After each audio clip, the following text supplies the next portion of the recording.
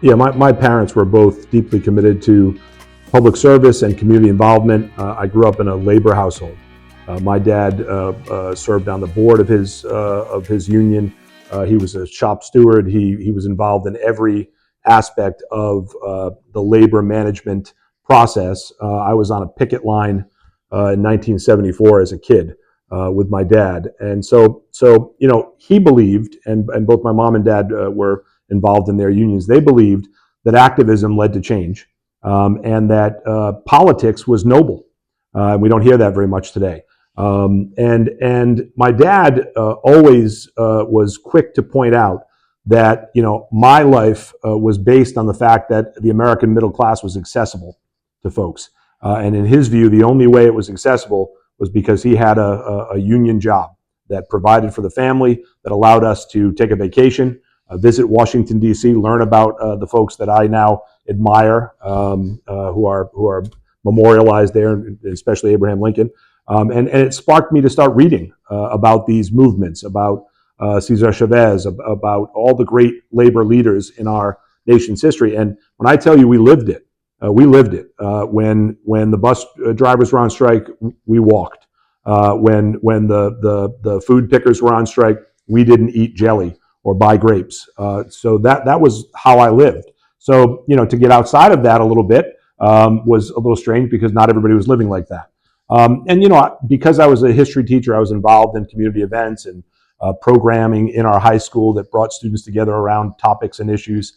And so it was always kind of a natural progression for me to contribute some way to the political ecosystem in my community and my state.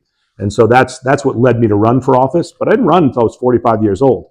I ran based on the fact that Rhode Island is a citizen legislature. So you work during the day, you legislate at night.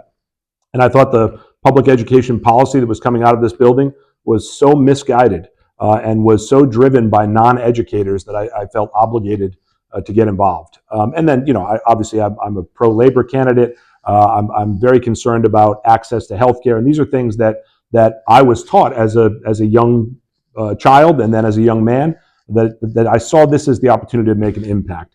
And then, in regard to Secretary of State, January 6th really made the decision for me. And we can debate what to call that. But we know what it was. It was a candidate not accepting the results of an election. And when we talk about democracy in danger, that is the greatest warning.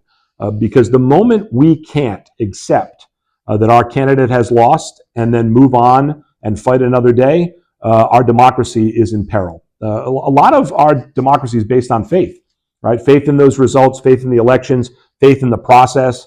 And really, outside of the Civil War, we had never seen anything like this, where a major American candidate refused to accept the results despite all the evidence. And, I don't talk policy very much in regard to elections. I talk about the importance of elections. And we cannot survive as a nation without an acceptance of the results of an election. And they should be secure, and they should be safe, and they should be scrutinized. And I'm all for that. And our policies around here would prove that. But this is a turning point. And so that's really what inspired me to run for this seat. I had no intention. I was going to serve my 10 years in the General Assembly. Some of my historical knowledge hurts me. I was going to be like Washington. I was going to go home. 10 years is good, and now it's time to go back to the farm.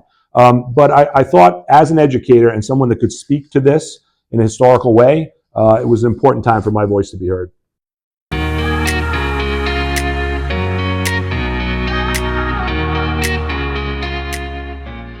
We outperformed the numbers in 2020 and 2024. And that was across the board. It was a full percentage more in turnout.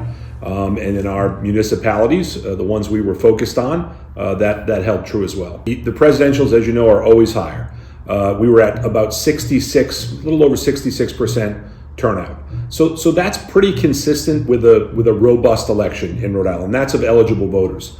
But what we see, and what every state sees, except for maybe Minnesota, they're kind of an exception, is in the midterms, that number goes down to 50 or even below, depending on who's on the ballot. And that's our next focus. Our next focus is on making sure people understand that it's not only about presidential elections, and that these down ballot races mean a great deal to you and your community, and you really have to get involved ahead of time, not just moments or months before the election. So, we were happy with the election in total. We were happy with our outreach. We think it was effective. We were happy with the turnout. We were happy with the process. I think the process was extraordinarily accessible for Rhode Islanders. And the early voting that we have here in Rhode Island, 20 days where you can vote during business hours, in essence, at your city and town hall prior to the election, our no excuse mail ballot offerings, those make the ballot accessible. And so we want to continue that. In fact,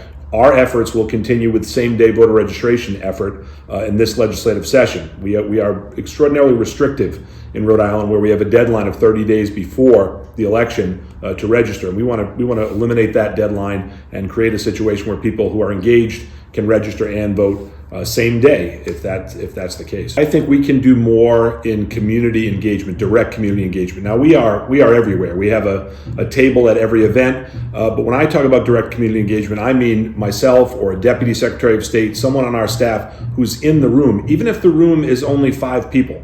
And I think that's something that I've wanted to do, and we did to some extent. There are lots of pressures around presidentials that don't exist around midterms, and I think the effort will be to get out into communities and really have those conversations, because I think that's important. They have a trickle effect no matter who shows up. If you have 20 people in the room, that's going to reach much more than 20 people, many more than 20 people, and so that's going to be our effort. We're going to continue to do what we did this time around because we did see an impact, and we want to make sure that we continue on Spanish radio. We want to make sure we continue with billboards in neighborhoods that have been neglected, to be honest. We want to make sure we continue our partnership with RIPTA, the Rhode Island Public Transit Authority, to make sure that those signs are ever present in communities that have undervoted, even though their registration numbers are relatively equal with the norm of the state.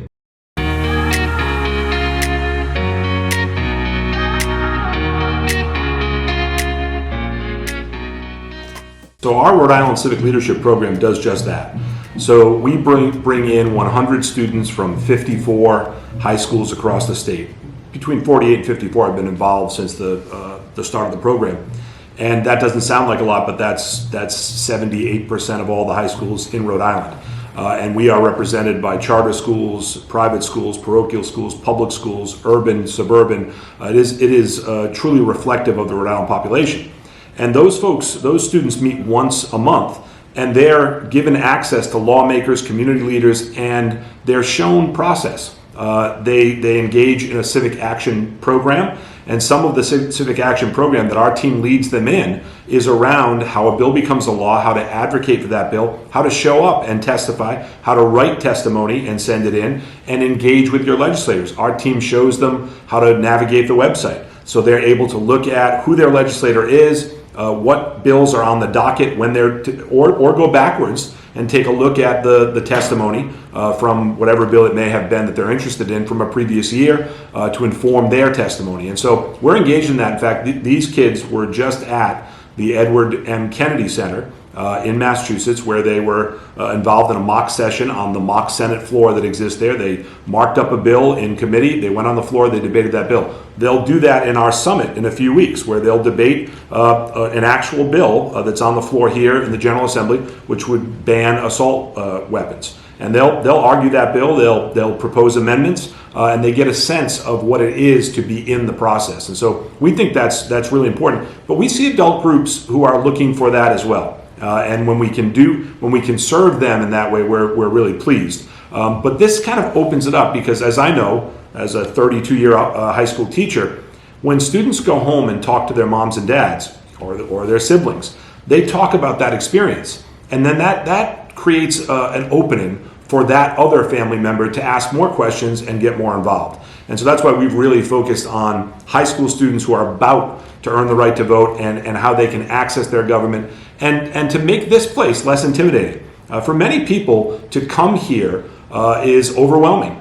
It's a big building, it's a majestic building. We want people to be comfortable. So we know that these students, some of whom have never set foot in a building like this, are now comfortable interacting with legislators. We also bring them on the summit to a 3-day, 2-night overnight stay here in the city of Providence, where they spend a day in the courts, but they spend a day with each other, some of whom have never been in a hotel room overnight. And we think this allows them to get comfortable with the process. And we want to do that across the board. Our resources are limited, so we're focused mostly on high school students.